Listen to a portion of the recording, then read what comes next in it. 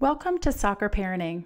I'm thrilled to be joined today by Kevin Payne, truly an executive leader within the world of soccer in the United States. Kevin is currently the CEO of U.S. Club Soccer and has previously held numerous positions within MLS, U.S. Soccer, and various sports marketing firms in the United States. I will include Kevin's complete bio in the interview notes so you're able to get a complete picture of all that he's done for soccer in the United States. He's also previously served on the U.S. Soccer Board, as well as on the U.S. Soccer Foundation Board as their vice chairman, and he's currently running for another position on the U.S. Soccer Board.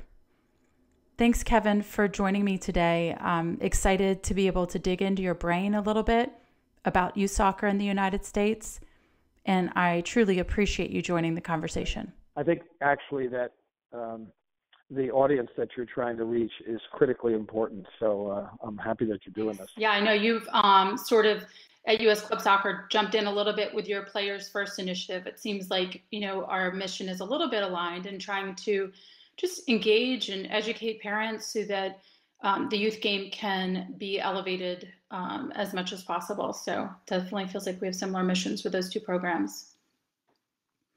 In a recent interview with 442, you said that you felt youth soccer had hit a developmental plateau. You referenced players not developing technically enough. What do you think are some of the root causes of that? I mean, what is, or maybe the primary causes of this phenomenon? Well, I think through the years, we have not had a very clear focus on what the purpose of youth soccer was. In most countries, players who are capable of achieving elite levels are, funneled into a pathway that focuses in a very deliberate way on progressing them through different stages of development. And it's all focused on developing each player to their highest level. But because youth soccer in this country underwent its greatest growth spurt really in the absence of a professional league, it kind of became an end in itself.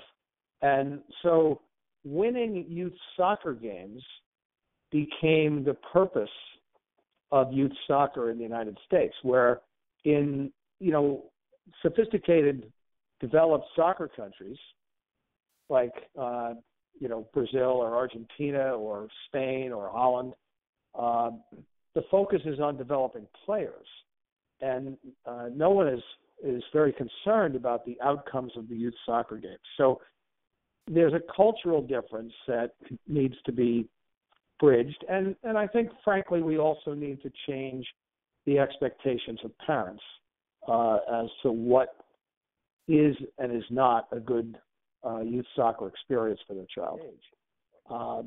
We're losing, it's estimated that we lose 3 out of every 4 players before the age of 14. That is not the way to build a proper soccer culture. It's certainly not the way to identify and develop great players, but it's also, that is pretty symptomatic of the fact that in many ways we have unwittingly created a really challenging environment for kids in youth soccer that we ought to be trying to fix. And I think fixing it for the least promising of our players will fix it for the most promising of our players. And I don't think that we can only try to fix the environment for those kids that we think are going to be the best. We need to try to fix the environment for every single player. That's a great point. I wrote an article about that on, just trying to develop a culture where people are just loving the game and staying involved with playing.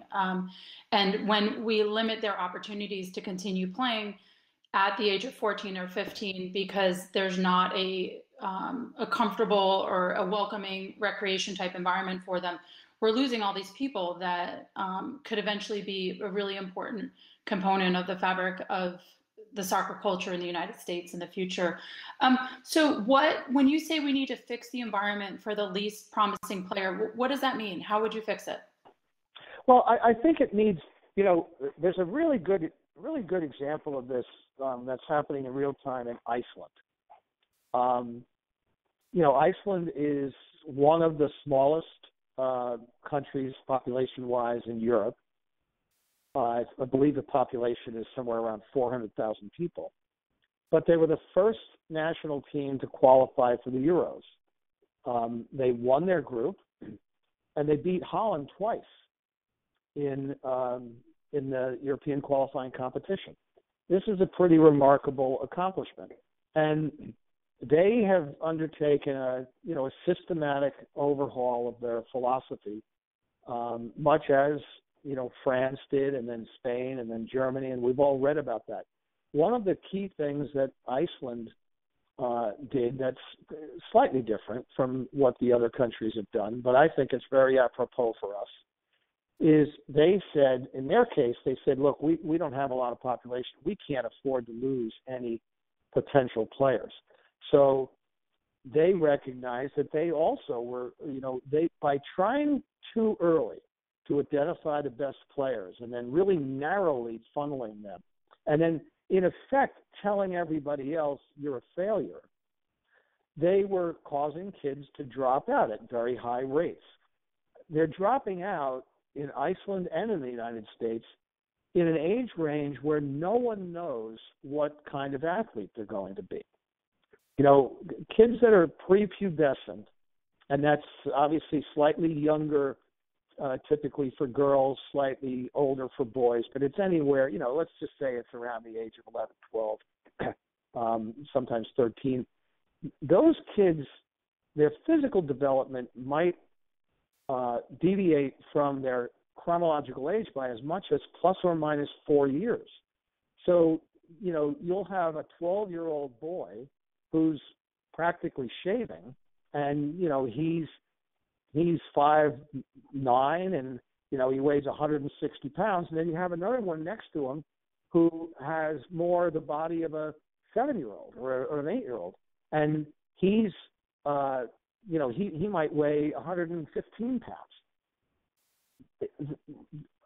The one that is the most developed at that age, there's zero correlation between their eventual athletic development. So the kid who at the age of 11 looks like he's 7 might end up being a superior athlete, and the kid who looks like he's 15 when he's 11 might end up, that might be the peak. He may never progress beyond that.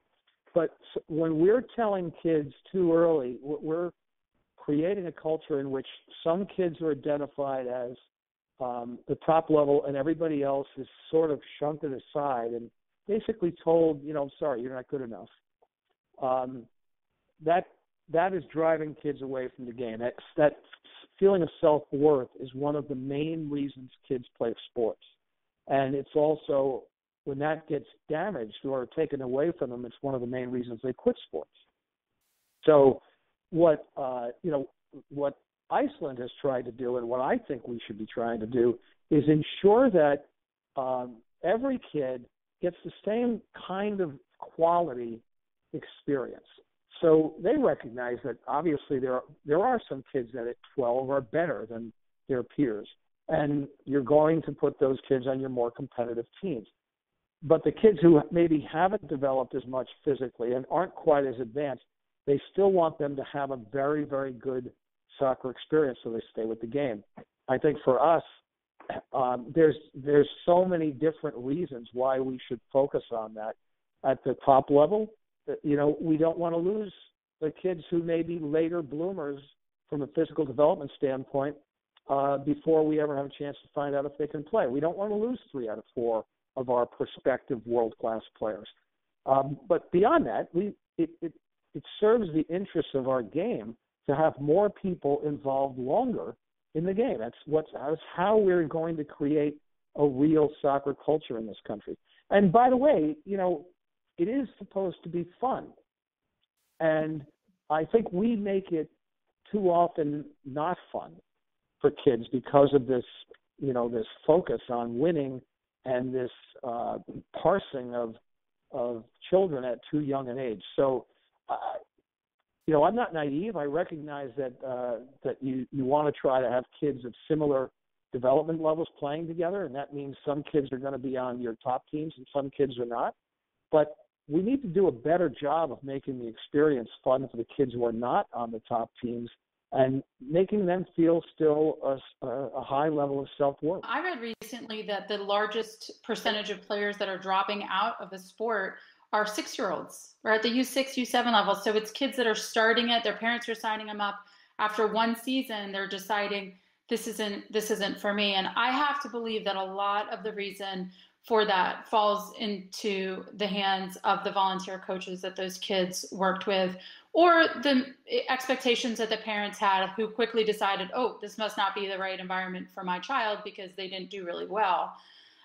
So I think we have a couple of issues there. But I think our bigger issue is kids that are dropping out because they don't have a quality coach. They're potentially an athletic kid who doesn't have a really quality coach, and so it's not enjoyable for them. They want to be in a better environment, and that's just not available to them from a coaching standpoint in the rec program. So hopefully this is an area that can be addressed.